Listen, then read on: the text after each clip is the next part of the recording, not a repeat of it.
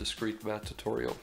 In this tutorial I thought we'd do one more example of logic gates, and let's try to create the circuit for this expression right here, P or not R, and not P or not Q and not R. So once again, we would have to start out with the entire expression and work our way backwards. If we wanted to do this, draw the arrow out and write it here, P or not R, and not P or not Q and not R. So we see that this statement and this statement is joined with a conjunction. So let's go ahead and look at what would create this and. Pretty much if we look at it right here, the inverter is not, OR gate is the OR, AND gate uses the AND symbol. So this would require the AND symbol right here.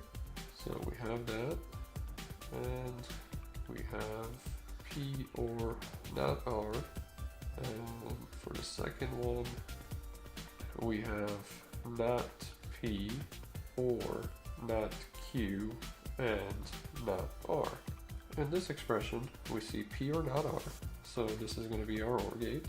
So let's go ahead and draw that out. So we have two inputs, P and not R. So how do we get not R? Let's go ahead and use our inverter logic gate and input of R. So pretty simple for this one right here.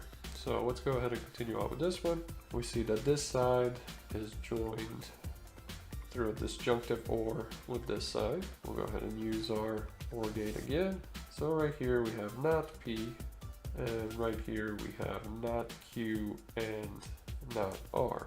Well, how do we get not P? We'll go ahead and use our inverter and supply it with P. For not Q and not R, well, this is our AND gate. So let's go ahead and draw out our AND gate. And we have two inputs. First input is not Q, and the other input is not R. How do we get not Q? We'll go ahead and use our inverter and supply it with Q. How do we get not R? We'll use our inverter and supply it with R. So in this example, even though the expression looked pretty complicated, once we started breaking it down, it was pretty logical, the steps that we had to take in order to figure out how the circuit should be built. I hope you guys enjoyed this tutorial. Make sure to subscribe for your daily discrete math tutorials.